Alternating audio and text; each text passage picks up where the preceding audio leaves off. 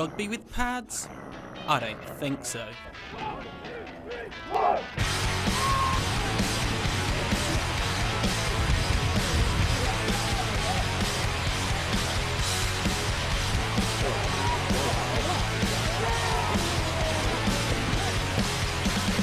American football in the UK is more popular than ever. Around 30,000 people from 182 clubs play at least once a month. So why is America's most popular sport making such a big impact this side of the Atlantic? I've always watched American football, always on Sky Sports, I had mates around late at night, watched Super Bowls and stuff, played a lot of American football game, and just sort of stand there and thought I'd give it a go. I started playing for my university team. I saw they had a team when I went there, enrolled, tried out and got in, so that was my first experience. If one person mucks up at the 11 on the field, a player will go dead straight away, says everybody's got to club together, everybody's got to get together, and that just then off the field breeds a good relationship. Well, I started towards the end of last season when they were still in an associate club, but before they were in the league. Didn't play any games, and then came back in January when they did the big recruitment drive, and to hopefully start playing again a bit later this year. So we've got a really good core group of people that all know each other, all get along, all been working hard together for years, so it's really easy to come and slot into that when you're new. I got into it about 20 odd years ago at school, when it first came on Channel 4.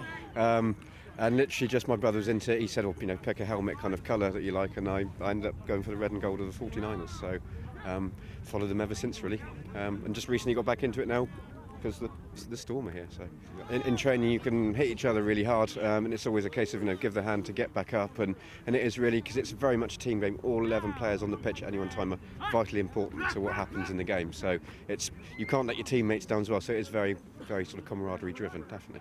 I had a couple of friends that was coming here previously about 2 years ago, and then from there I come along with them a couple of training sessions, and I just caught the bug. I play everything: football, baseball, rugby. I've played a little bit of. And how does this compare to those? It's a bit harder. It's a bit more crash bang wallop in that sense. But yeah, I love it.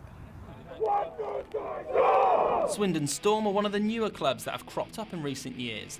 They were only established a few years ago, but they've gone from strength to strength, this season being admitted to the British American Football League for the very first time. One man has almost single-handedly made this happen. Steve Bennett is a former Great Britain American football star with nearly 2 decades of experience in the sport. So what possessed him to start a team from scratch? Well, it all started in 2007 when my boss at work gave me a poke in the shoulder and said, you play this American football, right, don't you? I've got my son and his mates are obsessed with the sport. They're throwing the football around every lunchtime, coming home with torn school trousers, and they don't stop talking about it. Do you want to coach them up? And at the time I was playing for the Bristol Aztecs and coaching UWE Bullets, the university team. I'd also been playing for like 15 years at that point and played international youth and adult football. So I took that experience and started the Swindon Storm. Literally booked a sports hall in Wootton Bassett, which is the little town just outside Swindon where all these kids were. Put a couple of posters up in the community centre and in the local gym and at the school. Had 30 kids turn up on the first session, all crazy for the sport, throwing the football around. We had loads of fun, and it's just gone from there basically. Steve has been instrumental in ensuring Swindon Storm are the team they are today. But what's his vision for the club? Yeah, sustainability is the biggest thing, and it's the infrastructure of the club that will help it survive. From my experience of working in other big clubs, the committee, they're the guys that make the team live for a long period of time. You can have the best coach in the world, but the day he walks out from the club, unless he's left a legacy to allow that club to continue growing, it's going to really struggle. And it would be great to see a young up-and-coming coach from another team bring new ideas in, and that would allow me to step back from the hands-on head coach role and let the team move on to its next generation and to see it become a sustainable product without me having to sort of do a daily grind on it basically. It's going from strength to strength. It really is. I'm so excited because every training session we're getting better. The guys are listening to what I'm saying. I don't teach particularly complicated things. I expect every player to be able to do 3 or 4 things well. And if you can do 3 or 4 things well, we'll be a productive offence and a productive defence. And that's all we need to work on, really. So the guys are really buying into that. There's little doubt what Steve means for this football team, and the players are unanimous in praise for their head coach. He started it as a youth team a few years ago, and gradually sort of built up to where we are today. And the amount of hours that he has to put in, that behind the scenes that a lot of people don't see. Certainly sort of the admin and getting us into the league and prep and planning every training session's planned to to the nth degree, with everything in mind. So Steve's massive. He proved last week his knowledge against Bournemouth. He ran a scout D here and we were running it so when we went into the game, and it was spot on. If without his knowledge we wouldn't be getting anywhere near where we are now. We wouldn't be in the leagues and we wouldn't have a chance at any of the games. His commitment to the club is absolutely incredible. Like, he does so much work, like puts in so many hours of his own time, like getting us all the information we need to know, getting us like training routines and stuff for when we're at the gym, just putting so much time and like effort into making this work over the last like 4 or 5 years. So he's instrumental to this club. The amount of hours that he puts into this team is just unbelievable. It's like, if he could, he'd be out here every night with us. His missus won't let him, but yeah, he is one of the ones that lives and breathes it. Like, he bleeds football through and through. Like, if he could play now, he would be. Like, I've seen him come to training and just have a helmet on, no pads or nothing, and tackle people. Like, you don't want to have a Steve Bennett tackle put on you, trust me. It's one of the worst feelings in the world. So what kind of attributes do you need to play the game? You just need the mindset to get better. You can come in as a clean slate, not know anything, and within a year, 2 years, you could be one of the, not the top, but you could compete at the level that we're playing at Div 2 at the moment and be fine. Any player, any size can come and play. We've got some of the smallest people on this team give the biggest hits. So. you can have any attributes because it requires big people, small people, fast people, slower people, because you've got the line who need to stop people and the backs who need to run and quick and be able to catch. So there's just about a position for everyone, really. So. You can be the fastest guy in the world, but if you don't know the playbook and run in the wrong direction, you're no use to me. I'd much rather have a guy that is not as athletic, but turns up every training session, knows the playbook inside out, because the chances are he's going to be on the right part of the field at the right time. And what do the players think of the accusation that it's just rugby with pads? Come give it a go. I hurt more the first time after I'd done this than I ever did playing rugby. Come and try it. It is an aggressive sport, but it's not necessarily as dangerous as it looks. We've got pads on for a reason. They're safety equipment, not weapons. So it is there to protect you. And not to dive in head first with your helmet. That's not going to do you any good.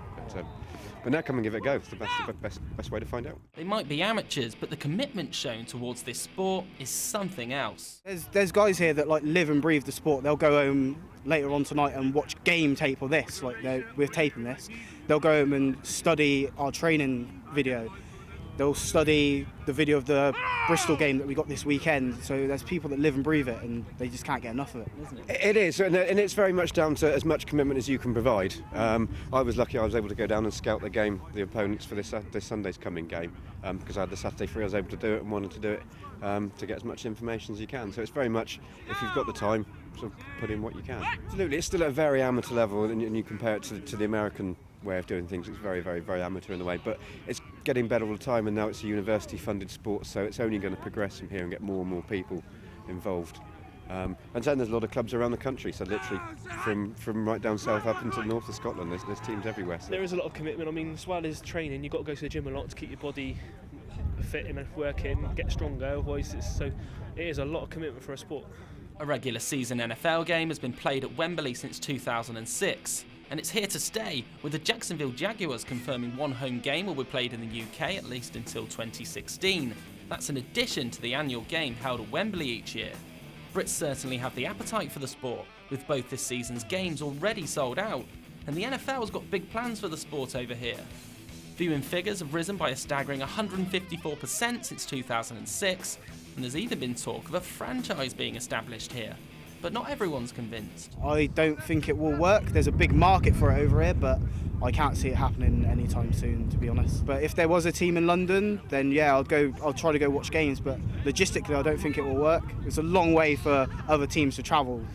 Personally, I don't think they will be able to set up a home team in the UK. It's just too much effort for the away teams in the American League to come all the way over to the UK. But as like a 2-3 game spectacle is incredible. I think it's a possibility. The difficulty is taking one of those teams out of America, because the people that support them in America aren't going to be happy about that. So whether there's a case for an expansion at some point and they can bring in a UK team based in the UK to be able to do that, it's a possibility. But they're having 2 games a year here anyway at Wembley, and that's probably going to continue for the near future. So it's only going to be more and more popular. With regards to a franchise in the UK, I think logistically it would be impossible. The vast majority of people that support American football in the UK already have their team.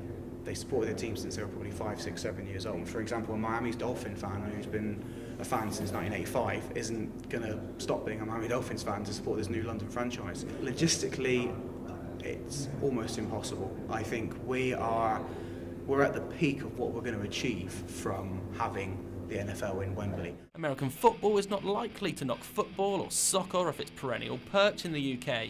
But with people like Steve Bennett around, it looks certain to continue leaving its mark here.